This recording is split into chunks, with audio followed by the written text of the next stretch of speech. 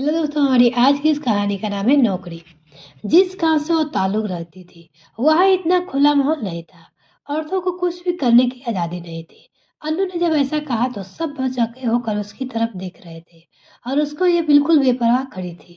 अन्नू और उसका परिवार दिल्ली जैसे जगह पर रहता था, जहाँ हर कोई अपने नौजवान के काम में इस तरह व्यस्त था कि किसी को किसी से कोई फर्क नहीं पड़ता था। अन्नू जब गांव से शहर आकर बसी तो उसे यहाँ का कल्चर बहुत अजीब लगता था, जिसे ढलने के लिए उसे बहुत टाइम लग गया। उसने औरत को कभी इस तरीके से खुल्लम-खुल्ला अपने विचारों को व्यक्त करते हुए नहीं देखा था, पर उसे ये सब अच्छा लगा। जिस गाँव से वो ताल्लुक रखती थी, वहाँ इतना खुला माहौल नहीं था। औरतों को कुछ भी करने की आज़ादी नहीं थी। वो जॉब करना चाहती थी, लेकिन उसे करने की आज़ादी नहीं दी गई। सुमित, अनु के पति, का ट्रांसफर दिल्ली हुआ तो अनु के उसके साथ आ गई और वो पास के स्कूल में जॉब करने लग के लिए सुमित को ही बना लिया।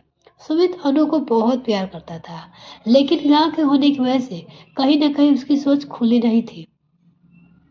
अनु खुश थी क्योंकि वो जॉब के लिए जाती थी और अलग-अलग लोगों से मिलती, बात करती और खुश रहती थी। अनु का एक बेटा था, वो दूसरे स्कूल में जाता था। अनु दोपहर में उसके अपने साथ लेते हुए घर आती थी और सारा काम करती। फिर शाम को सुमित भी ऑफिस से आ जाता। फिर तीनों मिलकर डिनर के बाद पास वाले पार्क में जाया करते थे।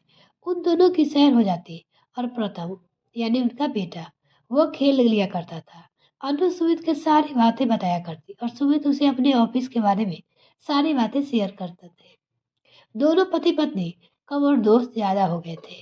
एक दिन गांव से अनु की सास आई जो उसके पास के कुछ टाइम रहने के लिए थी। जब उन्होंने यहाँ का कल्चर देखा तो चीजें उनके सहन से बाहर हो गई। 2 दिन तक उन्होंने खुद का बहुत नियंत्रण रखा, लेकिन तीसरे दिन उसने खुद को काबू न रख गया और सुमित से बात करने की सोची। उन्होंने सुमित से कहा कि तू अच्छी खासी नौकरी कर रहा है, तुझे क्या जरूरत है अपनी पत्नी से काम करवाने की?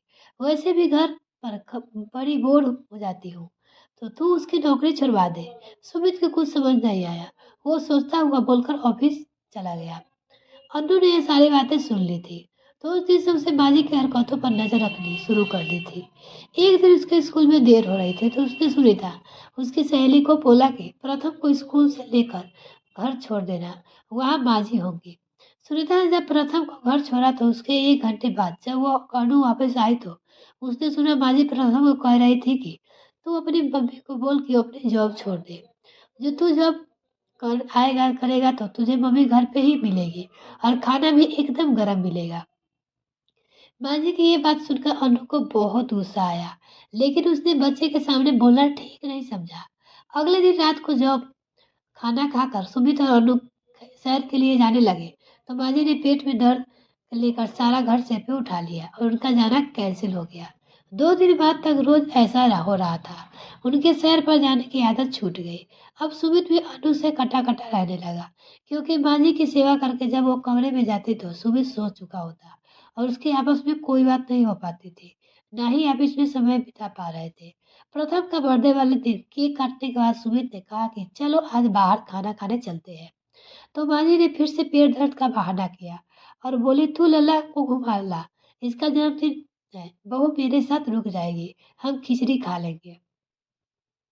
अनु मुड़ी और बोली सुमित ऐसा करो तुम माँ जी के पास रुक जाओ और मैं माँ जी के साथ ही खाना खा लो, उन्हें अच्छा लगेगा। मैं प्रथम को बाहर घुमा लाती हूँ, सही है ना? दोनों माँ बेटे एंजॉय करते रहो।